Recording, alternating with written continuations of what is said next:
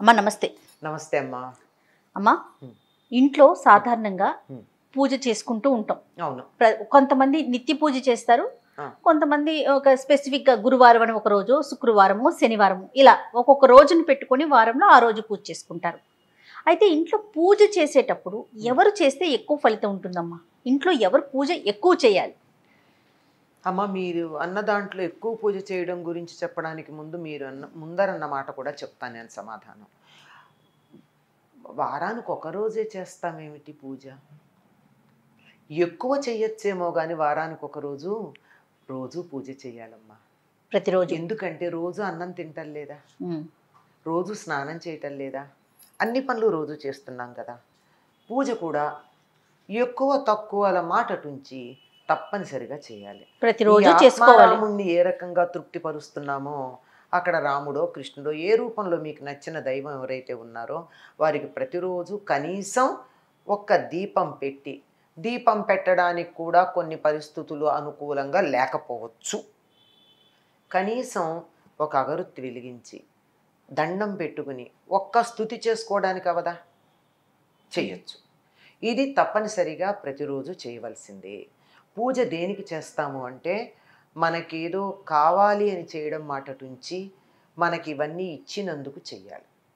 శరీరం ఇచ్చాడు, నోరిచ్చాడు, రుచి ఇచ్చాడు, తినడానికి వస్తువు ఇచ్చాడు, ఆకలి ఇచ్చాడు.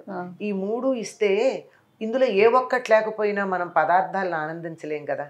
ఇన్ని ఇచ్చినటువంటి భగవంతుడికి మనం కృతజ్ఞత చూపించుకుంటాం. అలాగే కన్ను ఇచ్చాడు, చూసే వస్తువుని ఇచ్చాడు, చూడగలిగిన శక్తిని ఇచ్చాడు. అలాగే ఇంద్రియాలకు కావలసిన విషయాలు, వాటిని అనుభవించడానికి కావాల్సినటువంటి శక్తి, ఇన్ని మనకి భగవంతుడు ఇచ్చినందుకు ఒక్కసారి ఆయనకి నమస్కారం చేసుకోవాలి కదా తప్పనిసరిగా. ఈ ఐదు ఇంద్రియాలు ఇచ్చాడు, 5 జ్ఞానేంద్రియాలు, 5 కర్మేంద్రియాలు ఇచ్చాడు. వీటిని కలిపే మనస్సుని ఇచ్చాడు. అందువల్ల ఒక్కసారి హృదయం దగ్గర ఇంద్రియాలని, కర్మేంద్రియాలు, జ్ఞానేంద్రియాలు, మనస్సు కలిపి ఇక్కడ నమస్కారం చేసుకోవాలి. అందుకని తప్పనిసరిగా రోజు చేయాలమ్మా. ఎంత చేస్తామన్నది వేరు. మీరు అన్నట్టు ప్రత్యేకంగా చేయడం అన్నది వారానికి ఒక రోజు చేసినా 2 రోజులు చేసినా మీ ఇష్టం. కానీ రోజు మాత్రం ఎంతో కొంత చేయక తప్పదు. ఒక దండమన్నా పెట్టమంటారు, అన్నా చెయ్యాలమ్మా. దాన్ని పూజ ఎంత చేస్తావు దాన్నే పూజను. ఒక స్తోత్రం చేయి. నోరిచ్చాడు గనక తినడంతో పాటుగా స్తోత్రం చేయి. కన్నిచ్చాడు గనక అన్ని చూడడంతో పాటు ఆయన మొహం ఒకసారి చూడు. చెవిచ్చాడు గనక ఎన్నో వింటున్నావు, నీ నోటితో అన్న స్తుతి నువ్వు విను. ముక్కిచ్చాడు గనక ఆయన దగ్గర ఒక పువ్వో అగరొత్తో పెట్టి వాసన చూడు, ఆస్వాదించు. ఇట్లా అయితే ఎవరు చేయాలి అన్నది మనకి శాస్త్రాలు చాలా స్పష్టంగా చెప్పాయమ్మా. మనం మామూలుగా సంకల్పం చెప్పుకునేప్పుడు ఏం చెప్తాం? ఒక పేరు చెప్తాం. ఏదో ఫలానా గోత్రోద్భవస్య ఫలానా నామధేయస్య అని చెప్తాం. అన్నాకేమంటున్నాం? ధర్మపత్ని సమేతస్య సహకుటుంబాన అని చెప్తున్నాం. అంటే ఎవరు పూజ చేస్తున్నట్టు? యజమాని అన్న పదానికి కూడా అర్థం ఏమిటంటే, పూర్వకాలం యజ్ఞాలు చేసేవారు. యజ్ఞం చేయడానికి అక్కడ కూర్చునేవాడు ఎవడో వాడు యజమాని. మిగిలిన వాళ్ళందరూ దానికి అమరుస్తారు. ఇప్పుడు యజ్ఞం ఒక ఆయన కూర్చుని చేస్తున్నాడమ్మా, చేస్తూ ఉంటే దానికి కావాల్సిన వస్తువులు ఇవ్వాలి కదా, కుటుంబం అంతా సహకరించాలి కదా. అలా కుటుంబం అంతా సహకరిస్తుంది, ఒకళ్ళు చేస్తున్నారు, ఫలితం అందరికీ వస్తుంది. అంచేత ఎవరు అంటే ఆ ఇంటి యజమాని ఎవరున్నారో, ఇంటికి పెద్ద ఎవరున్నారో ఆ పెద్ద పూజ చేస్తే చాలు. ఇంటిల్లిపాదికి వస్తుంది. ఎందుకని ఆ సంకల్పంలోనే ధర్మపత్ని సమేతస్య, ఆవిడ పక్కన కూర్చుని ఉండొచ్చు, ఉండకపోవచ్చు. సరిగ్గా ఆయన పూజ అంతా అయిపోయే సమయానికి నైవేద్యం తీసుకొచ్చి అక్కడ పెడుతుంది కదా, చాలుగా, అందులో భాగమే. లేదు ఈయన ఇక్కడ కూర్చుంటే పిల్లలు వెళ్ళి పూలు కోసుకొస్తారు ఇంట్లో, ఇప్పుడు వాళ్ళు కూడా అందులో భాగస్వామ్యం అయినట్టే కదా. వాళ్లే కూర్చుని చేయాలనేం లేదు. నిజానికి ఒక ఇంట్లో ఒక దేవుడి మందిరం ఒక్క పొయ్యే ఉండాలి అని చెప్పారు. ఒక్క పొయ్యి అంటే ఎన్ని స్టవ్లు, ఎన్ని బర్నర్లు కాదు లెక్క, ఒక వంటిల్లు అని అర్థం. ఇది లేక అయ్యో మీద ఒక వివరణ మనం చేసాం. అది 3 పొయ్యిలు ఉండొచ్చా, 3 స్టవ్లు ఉండొచ్చా, 4 స్టవ్లు ఉండొచ్చా, ఇట్లాంటి లెక్క. అది కాదు లెక్క. ఒక్క పొయ్యి అంటే అర్థం ఏంటంటే ఒక వంటిల్లు, వంట చేసేది అది. ఎవరి వంట వాళ్ళు చేసుకుంటాను, నా వంట నేను, నీ వంట నువ్వు అనుకుంటే అది ఇల్లు కాదు. అసలు సత్రంలో కూడా ఎవరి వంట వాళ్ళకు ఉండదు కదా, అందరికి కలిపే చేస్తారు. కనుక అలాగే దేవుడి మందిరం ఒకటే ఉంటుంది, పూజ ఒకటే ఉంటుంది. ఎవరు చేస్తారు, ఎవరు చెయ్యాలి అంటే ఇంట్లో ప్రధానం ఎవరో ఎవరు అస్య యజమానస్య అని చెప్పే కదా చెప్తున్నారు.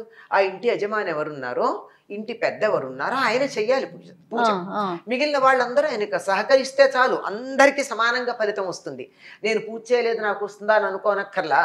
ఆ ఇంట్లో పాకుతూ ఉండే పసిపిల్లాడు ఉంటాడే మనవడు, వాడికి కూడా అంత ఫలితం వస్తుంది అతను చేస్తే. సహకుటుంబస్య అన్నాడుగా, అవును. అంచేత ఆయన చెయ్యాలి. మరి వెంటనే ప్రశ్నలు 100 పుట్టుకొస్తాయి. ఆయన చేయకపోతే, కుదరకపోతే ఉంటాయి కదా ప్రశ్నలు ఎప్పుడు. ఒకవేళ ఆయన చెయ్యడానికి వీల్లేని పరిస్థితి అయినప్పుడు ఇంట్లో ఎవరైనా చెయ్యొచ్చు, అయినా ఒకళ్ళే చేయాలి, ఎవరో ఒకళ్ళు. మరి మిగిలిన వాళ్ళ మా సంగతి ఏంటండి, మాకు పుణ్యం అక్కర్లేదా? ఆయన చేస్తే వస్తోంది కదా, నువ్వు అడ్డం పడకుండా ఉంటే చాలు. ఒకటి. రెండోది, నీకు కూడా స్తోత్రాలు అవి చదువుకోవాలి. రేపు పొద్దున నువ్వు పూజ చేయాల్సిన పరిస్థితి వస్తే నీకు పూజా విధానం తెలియాలి కదా, పూజలో స్తోత్రాలు రావాలి. నువ్వు స్తోత్రాలు చదువుకు ఎవరు వద్దన్నారు? మళ్ళీ ప్రత్యేకంగా ఆ దీపం వేరు, నేను మళ్ళీ దీపం పెట్టుకుంటాను, మళ్ళీ ఇంకోటి పెడతాను, ఇంకోటి నైవేద్యం పెడతానని ఇంకేమొద్దు. అక్కడే ఉన్నటువంటి దీపం దగ్గర నమస్కారం చేసుకో. అదేమన్నా కొండెక్కుతోందేమో అని అనుమానం వస్తే కొంచెం నూనె వేయి, అందులో వేసి ఇంకో అగరొత్తి వెలిగించు, నమస్కారం చేసుకో. నువ్వు చదువుకోవాల్సిన స్తోత్రాలన్నీ చదువు, చేసుకోవాల్సిన జపాలన్నీ చేసుకో. షోడశోపచార పూజ మాత్రం చేయాల్సిన అవసరం లేదు.